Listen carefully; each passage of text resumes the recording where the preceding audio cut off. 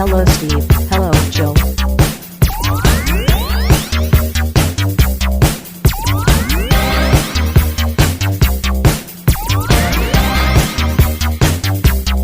It's time to game classy. Hello. Steve is here, finally.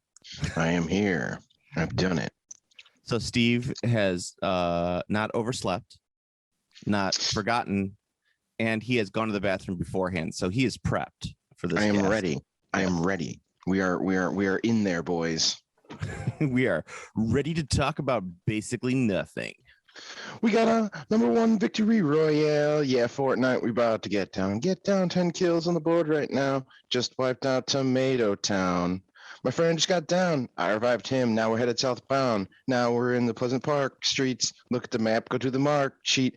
Take me to your Xbox save to play Fortnite today.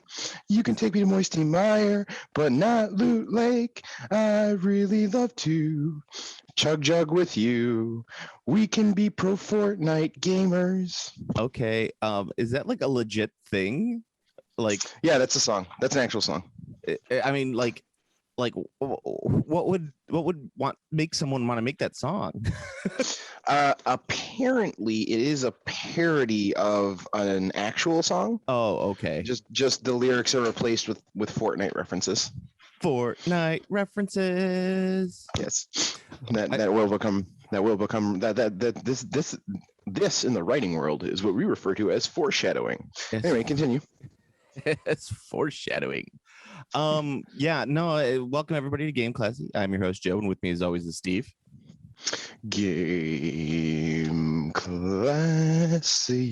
And as anyone will tell you, 99% of the time I forget to do that. I shouldn't say 99% of the time. We've only done like 250 episodes, so I probably forget it like 75% of the time, because like I only do it like once out of every 4 episodes. I'm old Joe Dolph, like not enough butter scraped over too much bread. That's exactly it. I think that is the most appropriate line ever written in the Lord of the Rings movies. Like the most like I feel ya line in that movie. Yes, I concur. I concur with the statement. I agree. And I know he's talking about his soul being corrupted by the ring, right? That's what it's all about. Well, yeah, it's also just like his age and like feeling the weight of I believe he thinks it's just his age. Well, yeah, we all know it's. Yeah, he thinks it's just his age. But that's like, Yes. It's the same thing with us. It's like we think we're just getting older, but in reality, it's just capitalism crushing our bones. Yeah, we're being corrupted by the ring. Game Classy became such a hardcore communist podcast, and we didn't even know. It's like going back to episode 3, Steve doing the I sang like half the Soviet anthem in episode 3. So yeah, well, I don't even know if it gets that far back, but whatevs. I don't know. Look, the mood has been since the 90s of must crush capitalism. There's a really cool movie out on Amazon that I think our listeners should check out. I wanted to bring this up because I kept on forgetting to do it in the last few podcasts.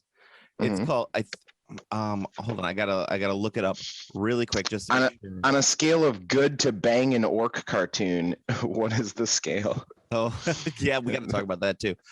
No, this movie cartoon was great. This movie's about a solid 7. It's a horror movie. It's called Black Mountainside. I actually did take the time to watch a horror film, not Japanese. It was like the first time I watched something that wasn't in Japanese for very long time. But I actually ended up watching Caveat. Caveat. Oh, is that the one with the rabbit? That's the one with the rabbit. Yes. Yeah. What'd you think? It wasn't good. It was. Go ahead. I was gonna say it's very European. Yeah, like I don't know. I really liked a lot about the movie. I thought the concept was really good, creepy. Like it was very strange. I liked it. The rabbit obviously was fucking great. Like that's one of the most terrifying props I've ever seen. but like it just didn't. It just even the end, even the climax, like was okay, but like it didn't come together in a sensical way. Like it didn't like Yeah. like there was like a huge climactic moment, but like it didn't feel like a climax because it didn't make any sense, because like the movie wasn't it's like when you're building up to a climax, generally you build up to the climax. This is just suddenly like, here's a thing that just happened now that we didn't really like, we kind of foreshadow. I don't know, it was like it wasn't. I like the build up to the climax myself. Yeah, same. No, it's yeah. The movie was very European. It was a lot of style over substance. Like they tried to create atmosphere and I think mood. that's But if you have atmosphere and mood and nothing underneath it, it's like eating whipped cream. It's very delicious, but there's no substance to it. That's a really good analogy. Yeah, it was very much like whipped cream, because like it wasn't like I wasn't like, oh man, I'm not having a good time watching the movie. Because everyone loves just eating whipped cream. Like you literally put the bottle in your mouth and do whip it and get creamy sugar at the same time. Right, exactly. And so yeah, I wasn't like, oh, this is agony, I'm having a bad time. It was just like at the end, like when the movie was over, I was kind of like, that was kind of empty calories, wasn't it? Yeah. Black Mountainside is the one that I was watching. It's very Lovecraftian. It's about these like Ooh. it's about these like 5 or 6 guys that are Lovecraftian in the Reanimator way, or Lovecraftian in the Mouth of Madness way? Neither, actually. It's kind of almost like Color Out of Space. Ooh, now So- you see, now that's high praise, because Color Out of Space was Yeah, but it's that was a not banging movie. like as good as Color Out of Space. This movie is That's about fair. like 6 guys. They're in a mountain. They're on a mountain in Canada, and they discover a like an ancient site that should not be there. Like Ooh. it's a very out of place kind of like temple, and they're like the whole thing is they're part of like a college team to go there and check it out, to do a survey of the area. Very, very scientific. It's not like, oh, we're just going to go and like dig this thing out like most movies would be. Like this is like we're removing an inch of dirt at per day to see what's going on underneath it. And eventually, it goes the way that you think it would go. It's not Nice. great. The acting is very amateurish, and it's very, very Canadian. Like every 5 seconds, someone says a boot. Nice. Which I Do we, appreciate. do we have any Canadian listeners? Yeah, I was thinking about that the other day. Guys we have a couple from Vancouver, from the Couve. Oh, okay, nice, very good. Shout outs to Canada. Shout outs to the Couve. Yeah, shout outs to the Couve. I always want to move to the Maritimes, as I always say. That's my area.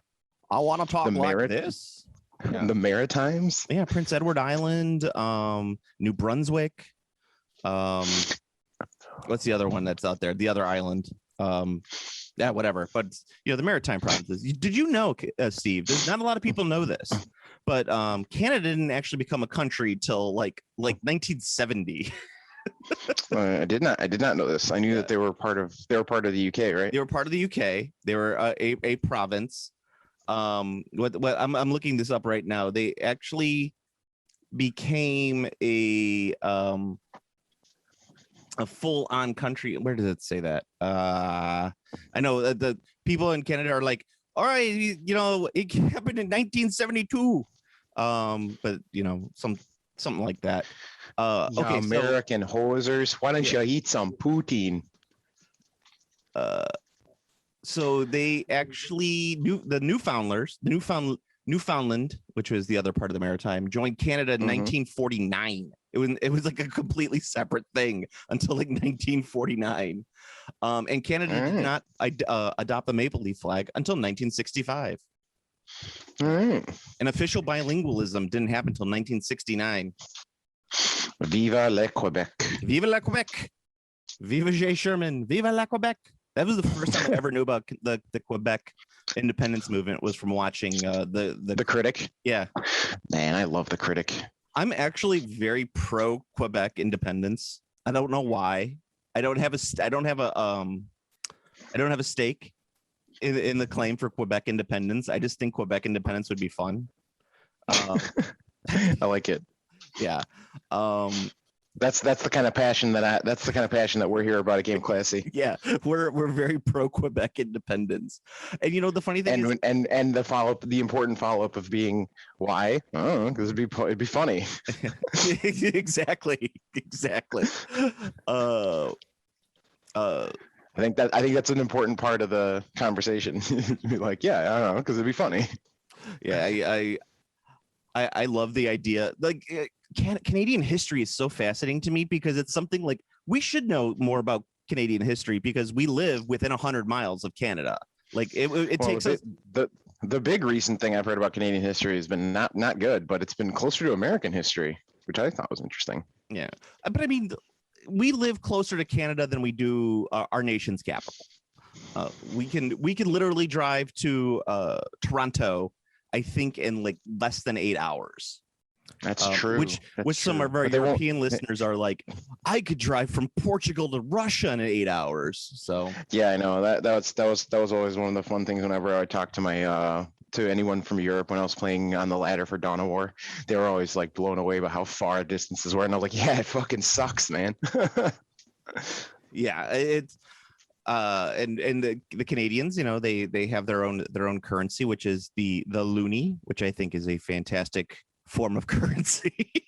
the Canadian pound is the dollar pound is called the loonie because there's a picture of a loon on it, and their $2 coin, which they have and we don't, is called the toonie. So coins are sweet. I like coins. Oh, all right. So actually into some gaming. No, let's talk about the Warhammer Plus first, because I guess that's kind of the news. Warhammer Plus got launched, and they did a like free showing of their Yarick cartoon, which is called Old Baali. Yes. I wonder if anybody really like. I wonder how many people watched that. I wonder what the count was on that. I really enjoyed it. I thought it was very good. Yeah, I mean, I think I watched it like 2 or 3 times, right? Once was early in the morning, and when I watched it another time, and then I watched it with some friends just to get their reaction. I think everybody's common thing was that was a cartoon that was more like just like a picture with voice acting underneath it, and I was like, yeah, that's an accurate way of putting that. Yeah, the animation was definitely not fluid. Let's say it was suspect. Yeah, no, it's just mostly like kind of a slideshow, which I mean, I don't know. Yes, that's a great way of putting it. It was a slideshow. Yeah, it was a slideshow. Yeah, I'm kind of like they could have done better on the animation. I mean, but it's like it depends on what you're looking for, because that wasn't really one that required heavy animation, because that was more of like, let's see some really fucking cool visuals more than like, I mean, it was very, very entertaining. Yeah. So like that's the thing too. Like I don't know. I try not to get like too You're a much bigger animation fan than I am, so I am a huge animation fan, but like also I find that like the variable levels of animation is okay. Like not everything needs to fucking look like Akira. Like that is actually a fact. Yes. I agree with that. I'll agree with that. I think the important part is what you made entertaining, and does it read well in the visuals? And I thought that hit the bars, like what it needed to be, because like it wasn't trying to, like, yes, it had a lot of slide showiness, but it also didn't have it didn't try to do complex visuals and cheat them by being like, we're gonna just kind of not animate this like really complicated, fight scene or whatever. Like everything was fine. Does it make sense? Yeah. It showed me well, first of all, I'm an old man at this point, so it was like a lot of stuff that I liked, like, oh, there's pictures of things that I recognize, that's what I wanted. It's like I don't care about like new things. Like if they showed some like new orc thing, I'd be pissed, because that's not what orcs don't have that. If like they had like a giant fucking like orc, let's say like a 20-foot tall orc with his balls hanging down, swigging and hitting guardsmen, A, I would be impressed with that, but B, I'd be like, they don't have that in 40K. This is ridiculous. Yeah, I mean, I probably would have just been like, orc. Yeah, orc balls. The Gargants were really cool. The voice acting was fun. The orc sounded right. Everything looked correct. I don't know. I enjoyed it. I thought it was pretty good. Was it something that made me go like, oh my god, I have to sign up for Warhammer Plus and watch all of these cartoons? No, absolutely, absolutely the fuck not. It did not do that. Yeah. Yeah, it was. It did not make me want to get. Like, I mean, it made me want to get Warhammer Plus, but at the same time, it wasn't enough to actually make me do it. They've been offering a fuck ton of people to sign up for this. It's been kind of on one hand, it's like as a fan, you're like, oh, you get like a $10 gift certificate and you get like a mini if you sign up for the whole year. It's like it's not a bad deal, but at the same time, as a I'm just like, I can't be bothered literally to move my mouse over to subscribe.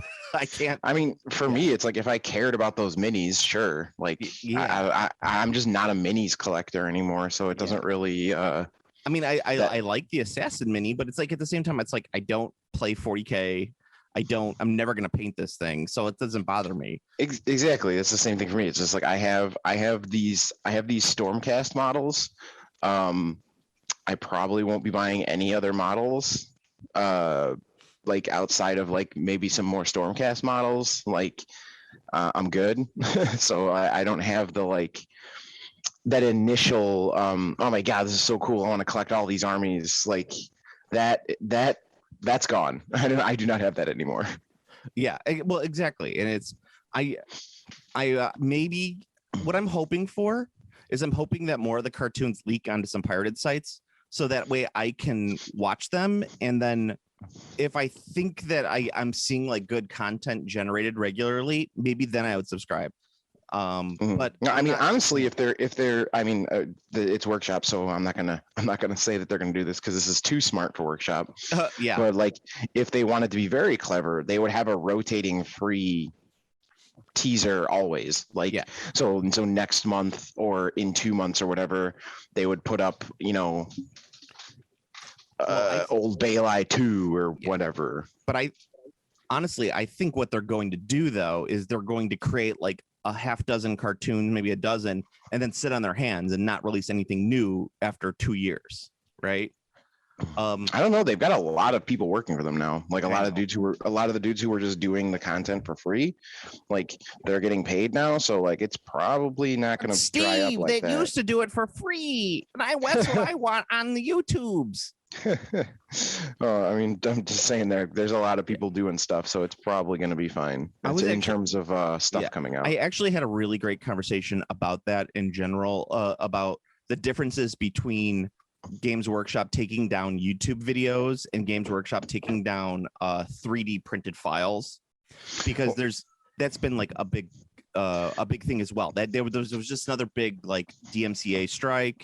Also, let me just really quickly like piece in here, because I didn't actually follow the YouTube part, but it didn't basically most of the people from like, wasn't the YouTube thing Workshop being like, hey, take your videos down, we're hiring you? Like, isn't that was the main thing of like what a lot of things went down was Games Workshop saying, we're gonna hire you and you make videos for us, so we're gonna own your videos and so on and so forth. And everyone was like, oh, okay with that.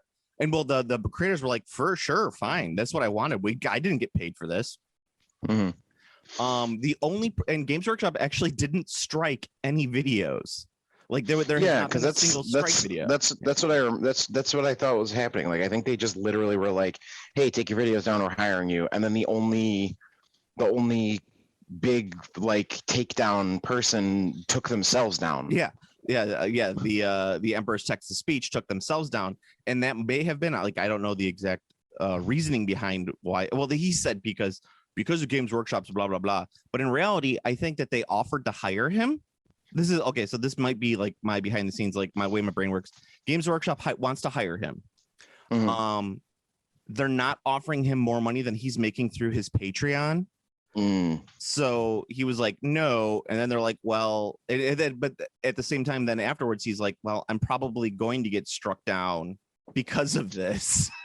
So I'll just take myself down first and let Workshop he didn't handle even take the himself fallout down. He just stopped making videos. He outright said, I'm not making any more videos. Oh, okay. So we'll see how that plays out. But I don't know. I don't have an. I don't. It's kind of interesting being an outsider, a quasi outsider. Yeah, it's because it's like I mean I'm reasonably into Workshop stuff. Like I like Age of Sigmar. It's pretty cool, but like I'm not involved in the like. I guess meta content. Like I don't read the novels or watch the YouTube stuff or pay attention to any of those. That's exactly guys. what it is. It's all of that. That's what it's all about now. Like that's what's generating all of that online buzz about Workshop, and all of the like stuff that you see online, all the inside memes and all that are all this outside content that's usually user created. I think the Emperor's text to speech got a little too memey, like to the point where it was like, I get it. You guys are making a fun joke about this, and then everyone keeps repeating that joke over and over and over again. Not even that funny, but it's like people are like, oh, we all know this one thing, so we can repeat this over and over again, and therefore it becomes funny. I'm not saying that's anything unique. If talk to any male over the age of 45 about Caddyshack, and you'll get the same exact fucking thing. But wait, I think I can guess it. It's yes. Yeah. Or they'll do Bill Murray impressions from Caddyshack as well. I'd never try to do a Bill Murray impression. Bill Murray sounds like Bill Murray.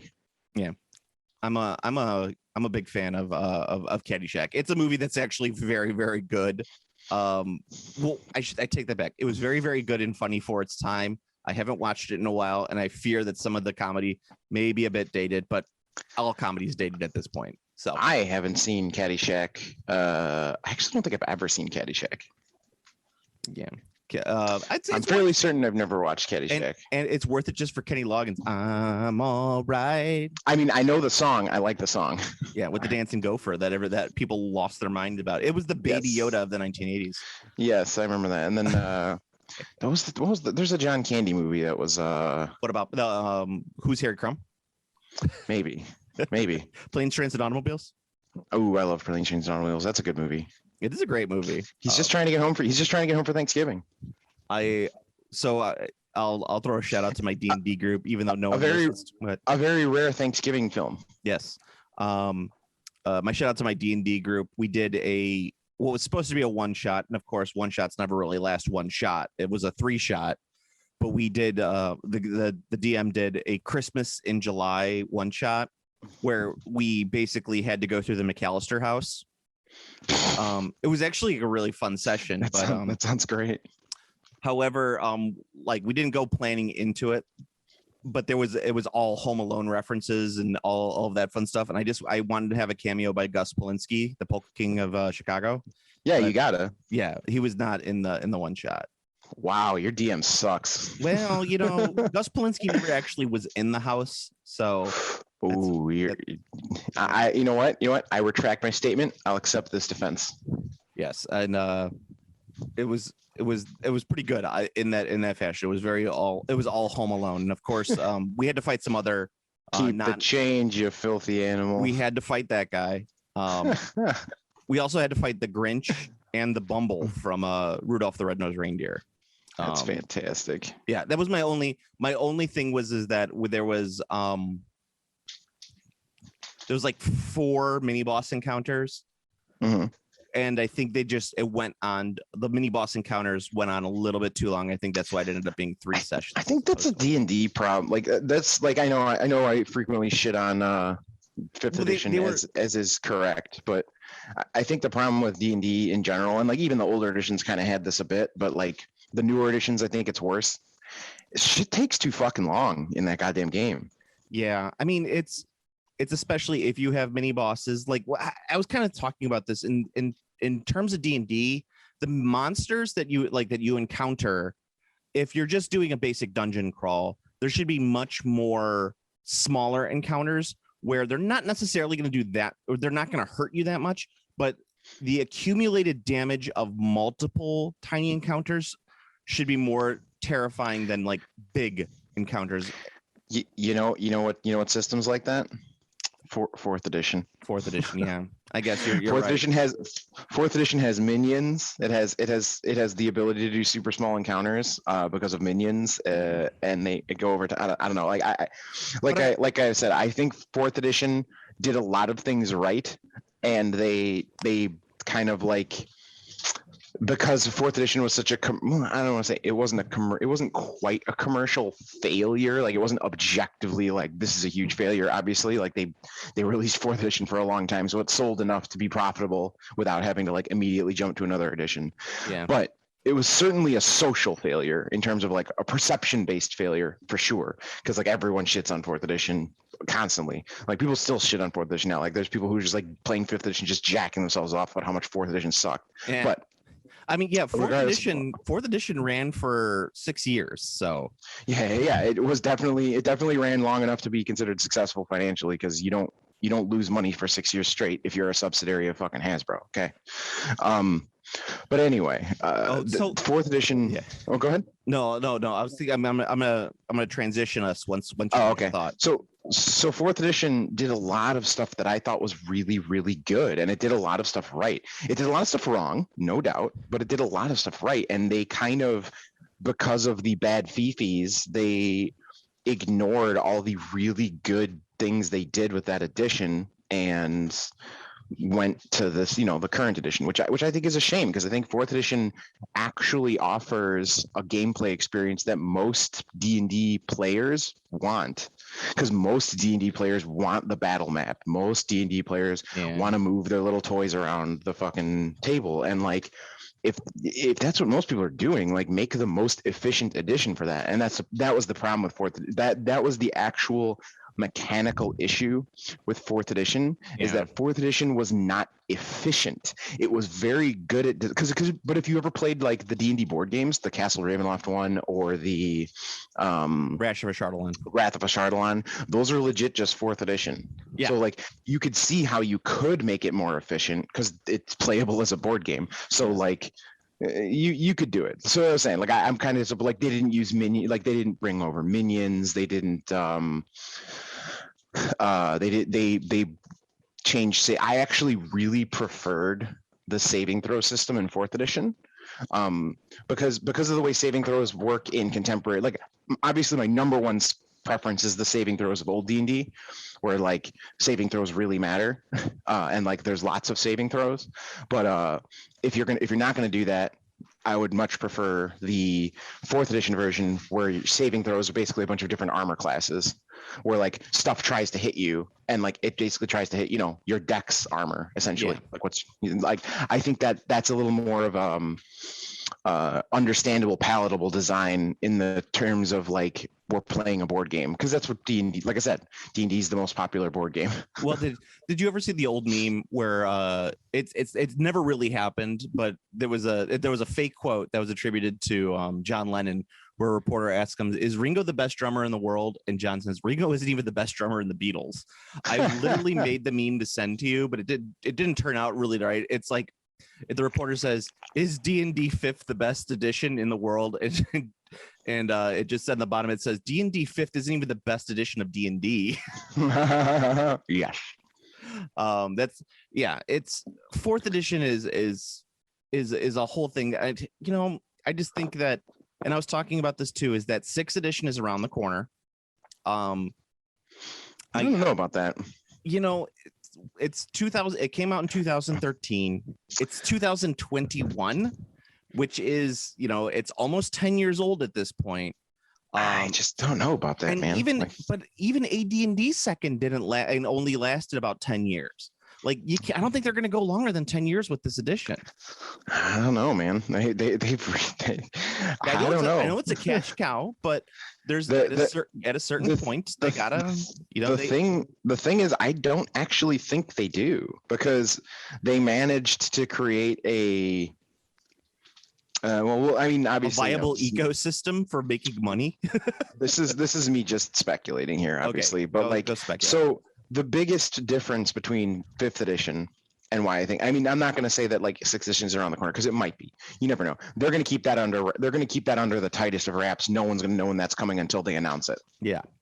But here's one of the things I'm going with. One of the reasons the editions previously had such a high turnover. I mean, I say high turnover, but like the reason they had like such a very like targeted and obvious like lifespan life cycle is because the rules bloat got ridiculous on top of the apparent barrier to entry. So what I mean by that is before fourth edition lasted less time than 5th edition has already existed. So that's facts. 4th edition was 6 years. We're at, what did you say? It was 2013. It came out in 2014. So we're 7 years now. Okay, so we're a year after 4th edition. But there's one player's handbook for Dungeons and Dragons 5th edition. Yes. For 4th edition, there were 3. There were 3 players' handbooks. There's Player's Handbook 1, Player's Handbook 2, Player's Handbook 3. Then there was multiple DM's guides, there was multiple monster manuals, so on and so forth. Yeah. So well, I mean, like look at it this way. Original Dungeons and Dragons came out in 1974. AD&D first came out in 1977. So that was only 3 years. So in 77 to 85, so that's what, 5, 6, 7, 8 years for AD&D. Then AD&D second, my edition, which I like to say, actually only was published from 1989 to 1995. Now, I always say 99 because technically that 3rd ed came out in 2000, but it was discontinued in 95. There was 5 years of no D&D, anything new being put out for D&D. So technically only 6 years for second, which actually has, I think, the most amount of material produced for it. Second has an absolutely fuck ton, staggering amount of material. Yeah. 3rd edition only ran from 2000 to 2008, so that's 8 years. But it's longer if you include Pathfinder, of course. Yeah, and third edition has more material than any other edition by like a fucking country mile. You think? Yes, because 3rd edition has an absolute absurd amount of official supplements, and then it has an absurd amount of official / unofficial supplements. Because you gotta remember, we're only the OGL official stuff. Yeah. No, you gotta remember the OGL stuff counts. It is official. That is an actual thing that pushed. That is one of the reasons that 3rd edition became such nonsense. Yes, because of the OGL. Because you had people who were just like, they'd bring their like OGL shit and they'd be like, this is an official book. It says Wizards on it. I accept your remarks, but I deny your reality. I do not account as OGL as official supplements. Yeah, I agree. I know exactly what you're saying. Yeah. The problem is, and that's why Wizards no longer has an OGL. Yeah, that's very true.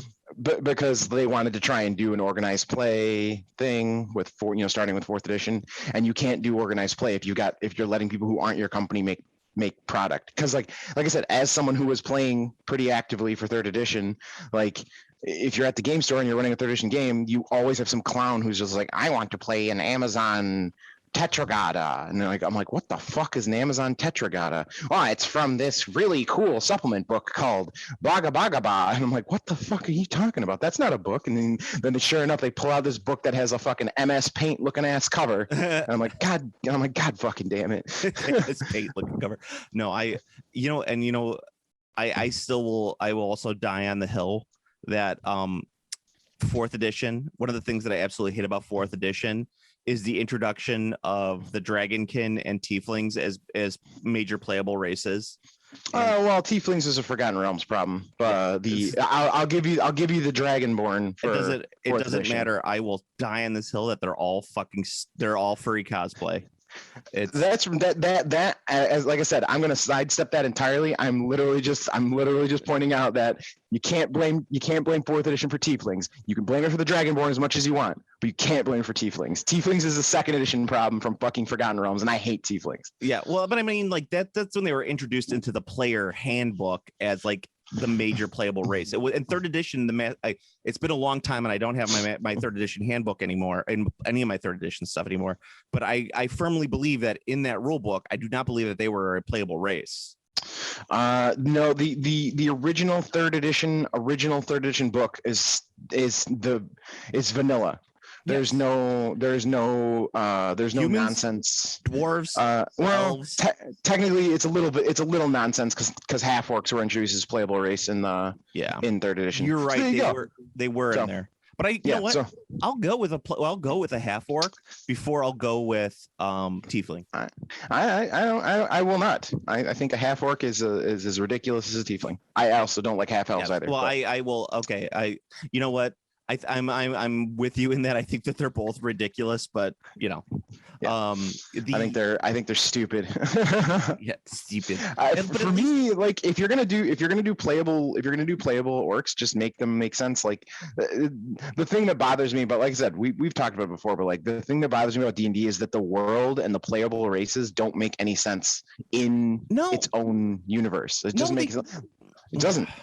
They take all that D&D has done since 3.5 edition, where they're creating a new playable race.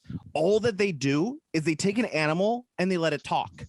That's it. They make it bipedal and let it talk. They are so uninspired with everything, and people eat that shit up. Like, oh, this is a race. They're called the Katakari. I was like, oh, I mean, what's they've got this? other stupid ones. They've got half angels, half demons. They have the well, that's golem that's dudes. another stupid thing altogether. It's like they don't come up with anything fucking creative anymore. The It's like- biggest problem for me is it doesn't make any sense to have that many sentient races in any capacity. Like it's like it's barely arguable to have that many sentient races in in anything. The only setting, and I talked to Angel Baker about this, but I was just like, what D&D wants, like the way that they make each supplement book, each change, and all of the variety that they've added to like what's playable, what's not. What they want to be using for their base world is not Forgotten Realms. What they want to be using and what they fucking should be using is goddamn Planescape. Oh, Planescape. Because Planescape. Planescape makes 100%. Because then you could put all of these various races into the Planescape, and they just make sense. Because it's like, it's like the Tengu. Like he's from this different plane of reality. That's why he's here. Yeah, I was talking with my DM about that as well, and but my excuse was, he goes, well, I was kind of making the excuse of like, it doesn't make sense, and I said, if you're playing inside the D&D world, it doesn't make sense. You got to pick a better game engine to do this so that it works. Mm-hmm. And he's like, well, what's a better game engine to work for this? I went, GURPS. GURPS is the better system. Yeah, GURPS, or if you want a playable one, Savage Worlds. We said, you want a playable one? Well, and that's the thing too, is like, I'm trying to tell him, like, because he's introduced to Dungeons and Dragons, and like many people, they think that Dungeons and Dragons is the gold standard of role-playing games. And it's it's just the legacy of it's the 40K of role-playing games. It's the 40K of role-playing games. And I was like, there's so many better systems out there that just people don't know. We talked about that on the last cast. But anyway, I want to transition from Dungeons and Dragons talk to the auction. The Games Plus auction actually happened this year. For the first time in a year and a half, we have had a Games Plus auction. And because it happened over the summer, I was able to go to the RPG auction, which was nice. I haven't been to that in forever, because I was like, you know what? I'm going to see if they have any of the D&D second stuff that I need. I'm going to see if they have any Call of Cthulhu. Call of Cthulhu, and like I told you, there's no way there's gonna be the Call of Cthulhu only shows up at auctions like that if someone died. Yeah, if someone died. The interesting thing about Call of Cthulhu, and you talked about this on just recently on a podcast, is that there's nothing in Call of Cthulhu that's really rare. I mean, there are some stuff, but Call of Cthulhu literally just reprints the same supplements, in every edition. They just kind of clean up some of the rules, because it's the only game system where like you can have a first edition supplement and run an 8th edition game with that first edition supplement. As far as I know, it's the only RPG that is like that at all. Yeah. It's just literally they reprint stuff when they're like, it's been a long time since we printed this. Let's just print it again. And then they do like, let's get some new art. And then they put some new art in there. Chaosium is really cool about that. Yeah, and like there's some like I think there is a collectability stuff for the older edition stuff. Like there's still clearly like additional value if you have a first edition box set. Like it's gonna be worth something. It's not nothing, but it's not compared to like like this is the original Dungeons and Dragons box set. Yeah, my boner. Yeah, my boner. Yeah, it's not like that at all. Yeah, it's like they have more. It's more collectible because you're like you appreciate the aesthetic of having something that's older as opposed to something that's newer. Exactly like the Chaosium Kickstarter for the box set. I backed it. I think you backed it too. I did. Did you do the 2-inch and 1-inch or just the 2-inch? I just did the big one. I just did the big one as well. It seemed kind of odd to get both. Like that seemed kind of wasteful to me. Yeah, but they just sent the PDFs of all of the stuff that they're putting in the box set, and it's a wonderful like collection of Call of Cthulhu stuff. Like you go look through it and you're like, this is like everything I really need to not only run a game but run like a bunch of games. Like this is like a fantastic supplement. I mean, you like honestly. You need nothing else. Yeah. So you get this wonderful little like thing, and looking at it and looking at my newer Call of Cthulhu books like releases that I have, it's like I don't need anything else. I can literally run everything based off this. These are nice little one shots. There's a couple session supplements, and then they have the big campaign too, I think, in there as well. So it's fantastic. But so I went to the auction thinking like, you know what, I'll pick up anything I don't have. You want to know what the one thing I want is? That I had the money for it, and if it popped up, I would have bought it, but it did not. Is I really want to get Horror on the Orient Express. It's a box set that I've wanted for a while. It's a $200 box set, so it's like I don't often have the money to buy that, but it's so cool looking. It's so sexy on every level. And it's discontinued at this point. They're not making more of them. They may do another edition, but they're not doing more of that one right now. Yeah, I mean, I love box sets. I think box sets are a lost art form, to be honest. They really are. But anyway, so I'm at the RPG auction, and they have some AD&D, some second ed AD&D stuff there. So I'm like, I'll bid on it. But all of them were going for like $25-$30. Now, that's eBay money, right? Like all the supplements generally go for 25 to 30 on eBay. It's so it all depends. Like I'm there to get like a slight deal, like like 50. I was like prepared to spend 15 to 20 on most of the supplements that I saw. There were none of them that were like I was like, oh my god, this one is going to be there's like Lair of the Spider Queen, Temple of Elemental Evil, like those sets go for, and those supplements go for a chunk of change. Complete box sets go for a chunk of change. Yeah, I mean, and it's just they go for a good amount, but not a ridiculous amount, is what I would say. Well, like Spider Queen and Temple of Elemental Evil are usually $50 to $80, depending on their quality. Now, both of those supplements, as opposed to any of the other supplements I've ever seen, I have never seen a pristine copy of either of those without the cover ink rubbing off. So I don't know if it's like something to have to do with like the way that the book size is, because they're bigger books compared to like most of the supplements, but the ink always rubs off the front, and the fronts look terrible on all of the ones I've ever seen, but they still go for $50 because they're relatively rare. And from what people say, they're actual good supplements, but that remains to be seen. I don't know. But the supplements were all going for like above eBay prices at the auction. I'm like, what the fuck is wrong with you people? Like, why are you spending more than you have to on this stuff?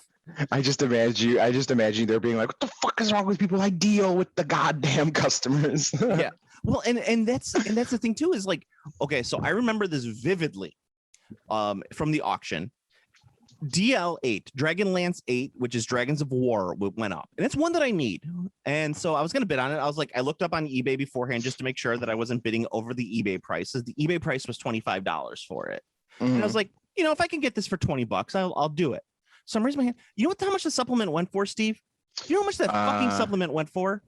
$80. $85. Damn. I literally Costanza'd out at that moment. I stood up and I said, that's it. I'm done. I told you, dude, the collectors are losing their minds right now. And there's also like several there's several pump and dump schemes occurring right now in the collectibles market. Yeah. The big, obviously I'm not going to go deep into it because this is a tabletop podcast, not a video game one, but the big pump and dump scheme right now is video games. Yeah, well, the video game, like the long and short is basically a company was created to create a CGC grading for video games. Yep. Called WADA. But the people who run WADA are all super rich, and they're upping the value of games ludicrously to increase their own wealth. And it was just recently found out that the person who just bought the copy of Mario 64 for like $1 million, which is like absolutely beyond ridiculous, like that is like, what, that's like someone like I was talking about the expensive D&D red box, like I think like, or a pristine condition original Dungeons and Dragons set of the 3 books is maybe like, if it was pristine, like top value, maybe like $1,000. Like, yeah. No, you're absolutely right. I was gonna say about $1,000 if you have a sealed copy of the original red box. So this is like someone buying that for $100,000. Yeah. So anyway, it comes to light that the person who made this huge purchase is one of the founders of WADA Games. Well, and it's the same thing all around. And as I always tell people, most of the time when you see anything sold for ridiculous amounts of money, it's money laundering. That's all it is. So like, yeah. And I don't know if I've talked about this before on the cast. I know it's something I've probably talked about with you before, but I know I've talked about this with Pat B, is that when you see like art at auctions going for millions of dollars and you're like, what the fuck? Why is this Picasso going for like millions of dollars? And you're thinking like, oh, it's relatively rare. Picasso's paintings weren't rare. Picasso painted shit all the time. You know what Picasso would do instead of paying for bills, Steve? He would just draw on the back of his bill and give it to the restaurant, and the restaurant will be like, "Oh, we can't get rid of this bill because Picasso signed it, and it's worth more than the money he would give us for the meal." So Picasso would get a buy by just like doodling on shit and giving it to people. And so like there are thousands of Picassos out there. So why are these going for millions of dollars? It's because it's a legal way of cleaning dirty money. So like mafiosas and everything else would just pay for this shit with their millions of ill-gotten gains because the fucking what's it called, the art auction house, they don't care, they're taking it as cash. You can also lock up money in untaxable assets. Yeah, and you lock up your money in untaxable assets, and you know a lot of these famous paintings just disappear because they're locked in like storage lockers, and people don't give a shit about like the humidity and shit and like this. They don't care. Some people do, art collectors do, but these rich bastards, they don't care. It's all a money laundering scheme. That's all it is. It's a cash scam. Taxes. Yeah, it's a cash scam, and it's a cash scam, and the S in that word is a $. Yeah, and so what a lot of these people do who have their money in, like, let's say not illegal, but maybe ill-gotten, and not always, because they do it with medicinal marijuana money as well, because you can't put those in a lot of banks because they can't be insured by the FDIC. Is they will buy things like housing, they will buy stuff like collectible games and things like that. They know that won't increase in value. Lego is a huge one as well. That's why Lego prices for used never go down. Yes, Lego all maintains or increases in value. Yes. I know there was like a long time where they were talking about the there was like a huge basically, like, if you want to break into the drug trade, you just need to start buying Legos. Yeah, because you can actually you can actually pay for like huge amounts of drugs with Legos. I actually broke into the drug trade by buying drugs. I mean, that's fair. Well, see, what I'm saying is, if we're talking like, if you're gonna mule it, if you're gonna actually like go drive around, because like if you have a car full of Legos, no cop can be like, we're gonna asset forfeiture your Legos under this or that, like, obviously, because no U.S. cops. Although they can try, but you could actually probably beat them in court with that if they tried to take your Legos. If they took your cash, you're never going to see that money ever again. Well, I know what Steve is saying, but in reality, if cops take anything of yours, you're never seeing it again. Oh yeah, no, I'm just saying you could probably win the lawsuit. You'll never see the Legos again, but you could at least probably get some money back if you sue the police. Yeah. With the cash, they're just going to be like, he didn't have $1,000 on him. He had $100 on him. Yeah. Oh, no, I may have to cut that part.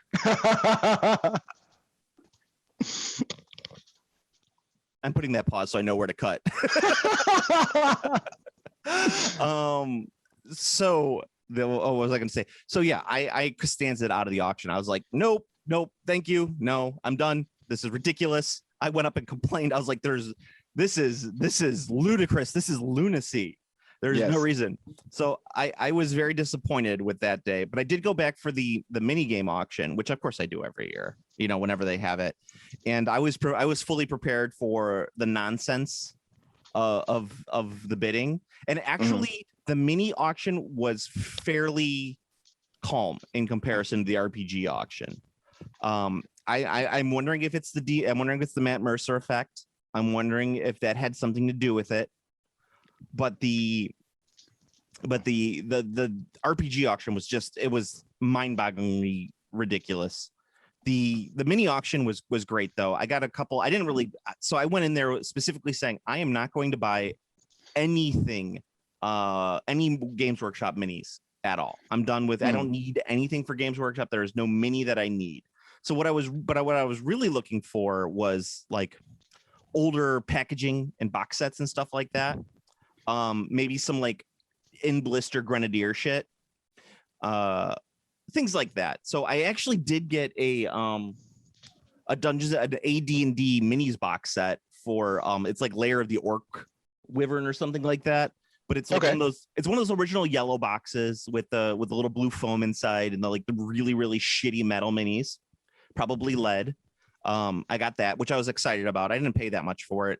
And but there were a lot of those little D&D boxes that were being sold. I probably could have bought more of them, but whatever. I don't want to blow my entire wad. But what I did get, which was really cool, is I got the two boxes. There was 3 originally released. I got the first 2 boxes of the Grenadier Marvel superheroes that they released for the Marvel superheroes game for D&D. Ooh, fancy. Yes, they're horrible figures, but I love them because they're so ugly and stupid looking. I mean, all that shit's horrible. I think that they were missing 2 figures out of both boxes. It was just, I think Captain America and Magneto are the only 2 that are missing. I believe at that current time you would have to call him Magneto. Yes, because there was a period of time where where all of the thing I'm pretty sure it was Magneto. I don't remember. There was when they were doing a bunch of the shitty Marvel cartoons. Yes, they kept calling him Magneto. Yes, that is correct. And I want to say that the official turning point was during one of those great Home Shopping Network comic book shows. If you ever remember those from back in the day. I don't. You don't remember those? So Home Shopping Network, HSN as I like to call it, which was I wish I had a chance to watch those now, but it was like as a kid I absolutely loved them because what they would do is they would have Stan Lee come on and he would talk about whatever they're selling. So they'll be like, this is an authentic print by Rob Liefeld of Captain America 19. So Stan Lee went on there and he actually was talking about X-Men #1, signed by Jim Lee, that you could get. And it's like, some people call him Magneto, but in reality, we created him to be called Magneto. That's but great. I understand because of Magnet. But no, yes, he did go on there and set the record straight. Those were fantastic, man. You could buy all those comic book nonsense, and then the next episode would all be about knives. Sweet Mall Ninja knives. The Mall Ninja knives. I wonder I wonder if any of our listeners ever got Home Shopping Network in Europe. If that was like a thing. I'm sure they had a version. If they had like a German Home Shopping Network thing. Welcome to the Sauerkraut Hour. It's Willkommen. Willkommen to the yes. It depends on which area are we doing. Are we doing Bavaria or are we doing like Berlin? Let's do Bavaria because I fucking love Bavarian cream. Yes. Welcome to the Bavarian. Why flower. why do they sound like a Swede? I don't know. I'm trying to do the happy-go-lucky Bavarian. It's hard. I don't practice my German accents that often, Steve. That's fair. German's pretty hard. I always do like all of my German accents generally just turn into Joel Grey from Cabaret. Like that or what's his face from Casablanca? The guy who talks like this. I can't think of his name. Peter Lorre? Peter Lorre, yes. My Peter Lorre generally turns my German. His fucking speech at the end of fucking Maltese Falcon is goddamn amazing. Reek, you have to help me, Reek. Yes. I fucking love the Maltese Falcon. That movie's so good. Oh yeah, it's a great movie. Yeah, I'll give you that. I'm a big fan. I think that's my noir standard. So if you have any, everybody's noir standard. Is it? Oh, okay. Well, I mean, I always bring it up because I'm like, honestly, the number one reason I bring up the Maltese Falcon as my noir standard is because I'm still hoping that someday some lord just tells me a movie that I've never heard of before, and they're like, I think this is better than Maltese Falcon for noir, and I get to have a new noir standard. Yeah, I mean, like, I guess it's very hard. It's very hard to top Maltese Falcon for like notes and beats in terms of being a noir. Like it literally hits everything. Like it's just good. I mean, there's plenty of noir out there, and there's plenty of good noir out there. But like if someone was, not that anyone would ever say this in the history of the fucking universe, but someone told me like, hey, I really want to get into film noir, I'd be like, well, obviously you need to start with Maltese Falcon. Yeah, I mean, like, I'm not gonna like. I could think of like great noir movies, but I'm trying to think of like, are they better than the Maltese Falcon? I think that there's a lot that I would say is like I would watch just as like as much. I mean, like probably like The Big Sleep, Double Indemnity. The Big Sleep's good, yeah, for sure. Yeah, I'm looking at a list right now of just noir films. And I'm just like, yeah, those are probably like great top three. I like anything with Robert Mitchum because he's out of shape, in shape, which is always great for me to see. That's the iconic, like the out of shape, in shape is really good. I really like the out of shape, in shape. And then there's also like not neo noir, but like plus that was before Hollywood got super crazy about super fucking crazy thin ladies. So the fucking all the old Hollywood actresses have fucking massive thighs. It's true. Like, and then there's like the there's the non-murder mystery ones or like non-detective ones like Sunset Boulevard, which is really great, but it's not like a very traditional noir, but just feels like a noir. I would still call it noir, but then you have some of the newer stuff, which I absolutely love, but I wouldn't put them as classic, like LA Confidential, Brick, Kiss Kiss Bang Bang. Drive's got to be in there, right? I wouldn't. Drive is terrible. Drive. The one with Ryan Gosling. Yeah, the one that's Drive. Yeah, I like that movie. You didn't like that movie? No, it was terrible. What? You're like the one person who doesn't like that movie. Stupidest movie. It has a terrible soundtrack. That's funny. I think that the characters are just completely unlikable. I think that it's like it's one of those things like I think it's the fans of Drive may have ruined Drive more than Drive ruined Drive, but Drive is not the great. I think what's his face? He's a real human being. He's a real human being, exactly. What's his name? Nemo, the guy from Nemo. I can't think of his name right now. Nemo? And saving your life, defending your life. He's in Drive. He's the bad guy. Ooh, I know who you're talking about. Now you're forgetting him made me forget him. Yes, exactly. It's like it's become contagious. Yeah, it's I'm looking. Oh, Albert Brooks. Thank you. Yes, Albert Brooks. Albert Brooks is fantastic in that movie. Everyone's pretty great in that movie. Ron Perlman's excellent too. Yeah. Ryan Gosling is just so like the way he plays that part drives me fucking up the wall. And same thing with, I'm not a huge Carey Mulligan fan.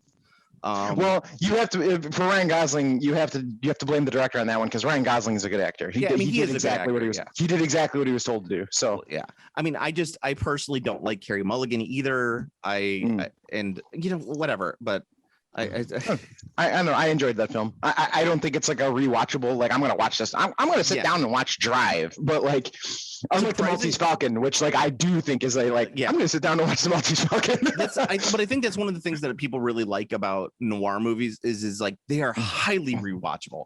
Rewatchable. They really are. You know, one Which of my is weird because like you'd normally think that something that's like that caps off with kind of like a twist, mystery reveal or whatever would be the least rewatchable thing, but it's not. You totally just watch it again. I mean, like, Who Framed Roger Rabbit? Fantastic noir film. Fucking love Who Framed Roger Rabbit. That movie's excellent. That movie I think is one of the I think it gets missed a lot.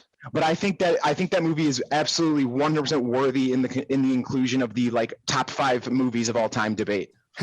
I will disagree on that because I think about 45 minutes of that movie is utter nonsense.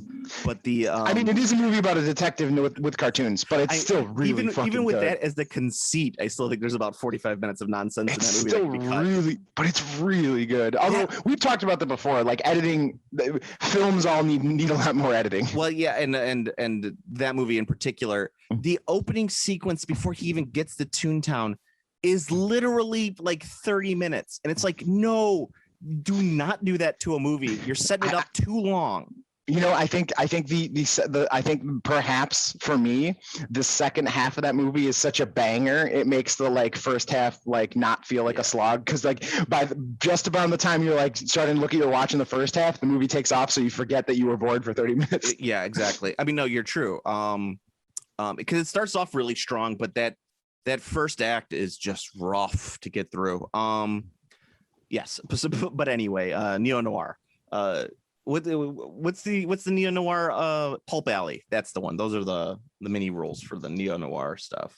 And actually, speaking of like weird mini rules, there was a War Games Illustrated just did an article about the writing of Warhammer Historical's Old West rules, and it was one of the most fascinating articles I've ever read in regards to minis. Wasn't that the Lord of the Rings rules? Yeah, it was just the Lord of the Rings rules, but it was like kind of like the development of how they took that, and it was very behind the scenes of Games Workshop with the writer about talking about how like he was sitting at lunch reading the Lord of the Rings rules, and he was just like, this would work with cowboys. I was enraptured by the article about this like fat, I shouldn't say fat, that's not fair, but this pudgy British writer who's like, I think this would work for cowboys. And it's just like, it makes me laugh so much because of, you know, we're from the land. Well, we're not from the land of cowboys, but I mean, I guess if you want to include America as a whole, you know, and it's like, people outside of America love cowboys more than Americans love cowboys. Except because America. That's because America got burned. Except for Texas, America got burned out on cowboys during the cowboy boom of like the late 40s to the 60s. Yeah.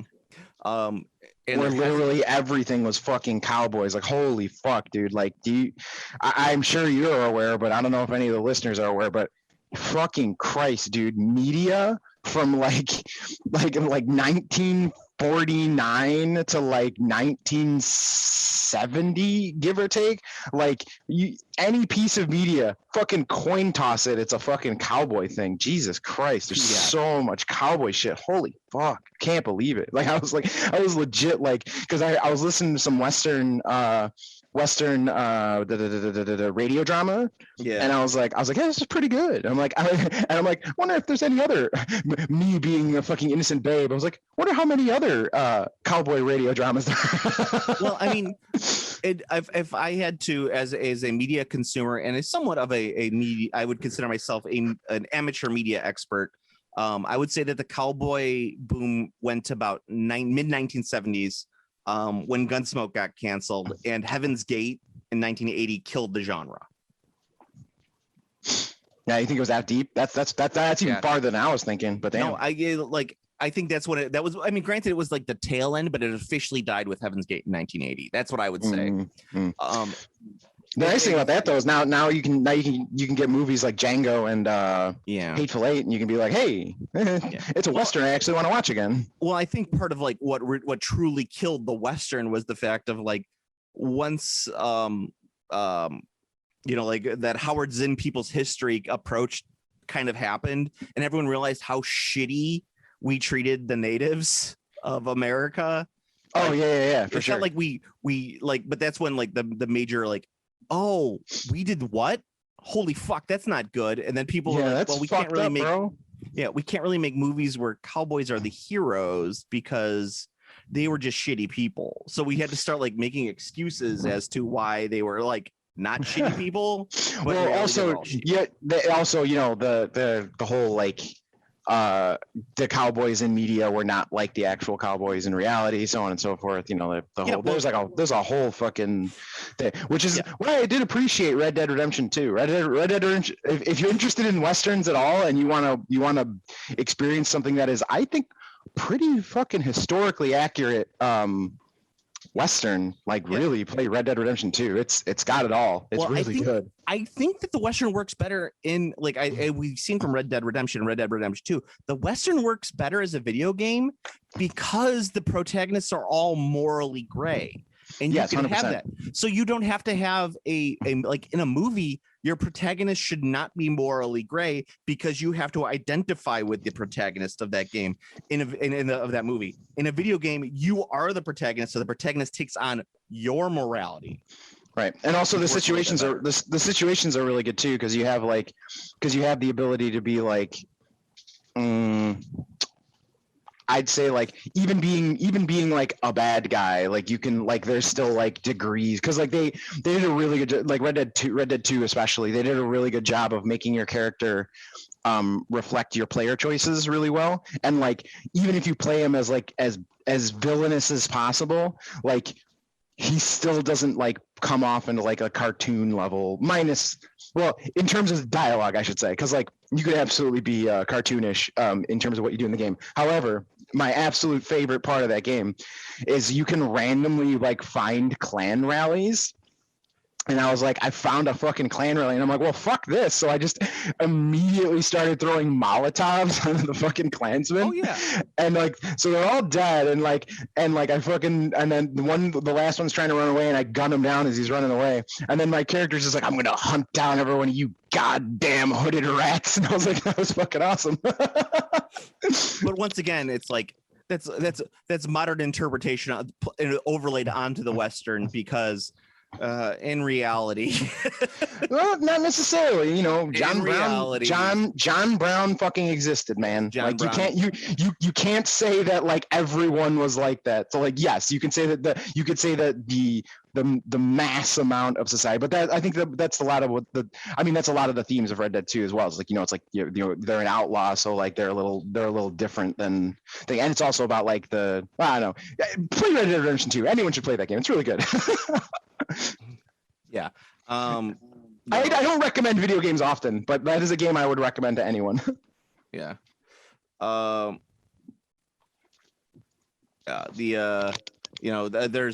what do they say about like John Brown's resting in hell because he's killed all the Klansmen who are there. He double killed them or something like that. I don't remember the exact quote. God, I wish I could can't think of the fucking quote, but yeah, fucking John Brown killing all those idiots. Yep. Like, I think we should replace every Confederate statue with a statue of John Brown. a statue of John Brown. Oh no, here we go. A statue of John Brown doing the double middle fingers, ripping a huge spliff. Absolutely. that is what we should do. John Brown is just a terrifying individual. Yes, that I'm all in on this idea. Just like he's doing the full fucking like double middle finger pose, just fucking absolutely obliterating a gigantic spliff. That is what we should do. And then underneath it just says fuck your quote unquote heritage. That's the line they always say about the Confederate flag, right? They say it's our heritage. Oh yeah. Hate, not heritage, or heritage, not hate, which is yeah. There we go. Yeah. Fuck your heritage with the quotes. Yeah. Yeah, I don't. God, I wish I could find that fucking quote. Damn. It sounds like a banger. Yeah. I don't know. I don't want to. Yeah. Speaking of bangers, shenanigans, and genres, now is the time to pay off my foreshadowing. And I know you didn't see this. What? Maybe our listeners haven't seen this, but Magic the Gathering announced their big these are our plans for the next year and a half or whatever. A TV show with Brandon Routh? Yes. There is a TV show apparently coming in on Netflix, but that's not the important part. Everything doesn't matter. The only thing that matters is there's going to be Fortnite Magic cards. Woo! Legit. They're doing a fucking Fortnite Magic card secret lair, which is the funniest fucking thing I've ever heard. I was like, that's fucking great. Yeah. So there you go. That was my inspiration to sing the Chug Jug with You song, was because there's gonna be goddamn fucking Fortnite Magic cards. In terms of not quite 100% meme content, they did also reveal that the 40K content is just going to be Commander decks. There's not currently a planned set. So there's only going to be Commander, and then the second part the second special thing is going to be Lord of the Rings. But the Lord of the Rings is going to be a full set. Like the Lord of the Rings is going to be an actual full set release with booster boxes, so on and so forth. So Lord of the Rings going to be a thing, and then there's already going to be another D&D set, which is it has a name that just rolls right off the tongue. It's Magic the Gathering: Adventures in the Forgotten Realms: The Battle for Baldur's Gate is the name of the set.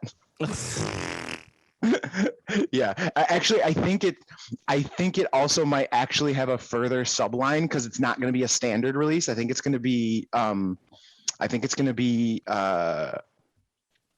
Masters set. I think it's gonna be a Modern Masters. So it might the set might actually be fully named Magic the Gathering: Adventures of the Forgotten Realms, Battle for Baldur's Gate, Modern Masters. I think that actually might be the full name of the set. Yeah, that sounds fucking terrible, but whatever. Yeah, Fortnite. They're gonna get down. You're gonna get. Mox, Forest, Channel, Pump 18, Chug Jug for the win. Yeah, the Magic players the Magic players replies to the thread alone were chef's kiss. Mwah, mwah, mwah. Yeah. One thing I wanted to talk about with the auction as well, and I think I think we've talked about this a little bit on the cast. You know what I actually got, which was my best score at the auction. Best score ever or best score at this auction? It's hard. It's one of the top scores of all time for me. All right. So, you know that the Adeptus Titanicus, they released that Grandmaster Edition box set. It was like $400. It was a ridiculous amount of money. Yes. You remember that one? I think it was like $300, but it was still like a ridiculous amount of money. Yeah, it was very, very expensive. So that box set came up at the auction, and I was like, oh, that's pretty cool that someone's selling this. I wonder how much it's going to go for, because it's discontinued, and the figures alone are worth like $300. Yeah, it's pricey. So they bring it up and they say, this is the Grandmaster Edition box set complete without minis. So everything else is in there, but no minis. So it's flawless. It's exactly what you need. Exactly. So you know how much I got it for? $10. $10 exactly. Yes. The terrain alone was worth $60. Boom. Nice. Yeah, it comes like the full hardcover rulebook, all of the terrain, that's unusual that all the terrain was in there. Like I wouldn't have cared if the terrain was in there or not, but that was like a hyper bonus. Yes, that's surprising that was in there, considering they said there was no minis. So yeah, that was my thing. Is like I was not expecting the terrain to be in there, because I thought it was just going to be the minis and just the minis. And I thought it was all plastic was out of there, but it came with all of like the cards, the dice, everything was in that edition for $10. I was like, man, I got lucky on this one. that is a mega score. That is a mega score. And I'm, and as I say, I'm never going to buy more minis from Games Workshop, with very few exceptions. But it's so nice to get like the nice box set though, because I can use them for storage for the stuff that I do have. I could print the minis all I want. And I don't have to worry about any of that stuff. I think that's fantastic. Yeah, I mean, that sounds like that definitely sounds like quite the score. Yeah. But anyway, so we're way over at this point. Yes. So well, I mean, you do have to edit that little like 2 minutes. Have to edit out your threat. That's gonna get. That's all I need at this point in my life. Granted, I'm back working in Chicago, which is a much more like if someone said, you know, fuck the police, it's going to be taken a little bit more like fuck yeah at my job as opposed to where I used to work. But still. yeah. So but that's 2 minutes. That's 2 minutes or so you got to spare. It's about 30 seconds in all honesty. It won't take that much. Probably 10 seconds that I could cut. All right, fair enough. I'm going to interject myself saying, Steve said something really dumb here. Not dumb in theory, but dumb in practice. I love it. Yeah. So go to the Game Classy Facebook page. Is the best way you can get in contact with us. You can like, comment, and subscribe on iTunes. Like, comment, subscribe on our YouTube page. If you want to track me down, you could find me mostly on Instagram. I haven't been posting lately, but that's because I've started work again, so I'm a little on the downslide for a little bit until I get like the itch again, where I'm going to be painting on a regular basis. You can follow Steve at our Chicago Fuck Club on Reddit. I know he's on there regularly. Yeah, you know, I mean, we're just trying to build the polycule, okay? I discovered that subreddit completely on accident because I was looking at Chicago subreddits and Chicago area subreddits, and it said Chicago Fuck Club, and I was like, I'm gonna look at this.